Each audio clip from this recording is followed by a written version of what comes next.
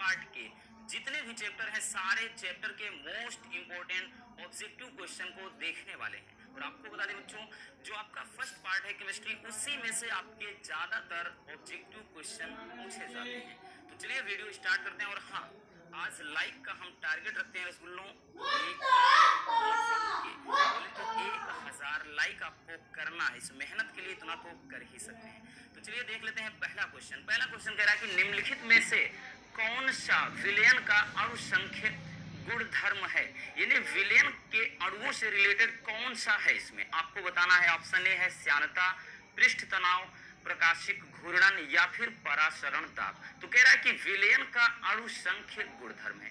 तो भाई या देखिए, श्यानता भी नहीं है बच्चों, और पृष्ठ तनाव ये भी नहीं है, प्रकाशिक घूर्णन ये भी नहीं है। तो इसका राइट आंसर हो जाएगा परासरण दाब। ठीक है ना। चलिए दूसरा क्वेश्चन देख लेते हैं, क्या कह रहा है। दूसरा क्वेश्चन कह रहा है कि निम्नलिखित में से कौन सा विलयन का अणु संख्य गुणधर्म नहीं है। देखिए इसके पहले जो क्वेश्चन था कह रहा था विलयन का गुणधर्म है, यानी अणु संख्य गुणधर्म है, इसमें कह रहा कौन सा नहीं है। तो आपके ऑप्शन है पृष्ठ तनाव, परासरण दाब, वाष्प दाब में अवनमन या हिमांक में अवनमन। तो आपको पता होना चाहिए परासरण दाब, वाष्प दाब में अवनमन, हिमांक में अवनमन, ये तीनों विलयन के अणु संख्य गुणधर्म है। जबकि बच्चों सरफेस टेंशन बोले तो पृष्ठ तनाव नहीं है। तो इसका राइट आंसर हो जाएगा ऑप्शन ए। चलिए अब हम देख लेते हैं तीसरा क्वेश्चन। तीसरा क्वेश्चन कह रहा है कि शुद्ध जल की मोलरता होती है।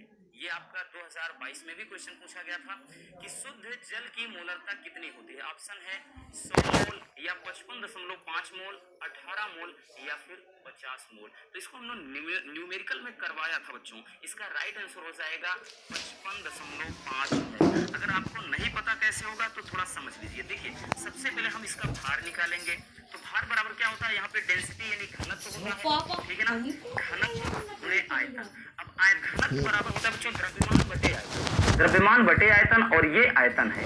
ठीक, अगर इसको देखिए काट देंगे हम, यहाँ पर इसका मास यानी द्रव्यमान हम 1 किलोग्राम मान लेते हैं, यानी ये 1000 ग्राम में कन्वर्ट हो जाएगा।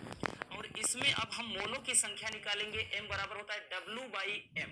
ठीक, W यानी अब भार कितना बच गया है, तो यहाँ पर क्या होता है सबसे भाई W/m। ठीक, यानी इसे क्या बोलते हैं, इसे मोलों की संख्या कहा जाता है। ठीक, और यहाँ पर नीचे v होता है और गुणे का 1000 ऊपर होता है। तो भाई इसको अगर हम देखेंगे, देखिए m क्या है, अणुभार, जल का अणुभार 18 होता है बच्चों, भार ऊपर यहाँ से निकाल लिया गया है 1000, और गुणे यहाँ पर 1000 नीचे, और नीचे जो वॉल्यूम होता है ये चीज 1000 ml रखेंगे। ये कट जाएगा, 1000 में जब 18 का भाग देंगे तो ये हो जाएगा 55.5। इस पे जो न्यूमेरिकल हमने लगवाया था उसमें अच्छे से समझाया था। ठीक है ना, यहाँ पर भी छोटा हम आपको एक ट्रेलर के माध्यम से दिखा देते हैं। तो चलिए देख लेते हैं नेक्स्ट क्वेश्चन। ठीक, नेक्स्ट क्वेश्चन कह रहा है कि एक आदर्श विलयन का गुण होता है, यानी आदर्श विलयन क्या होता है।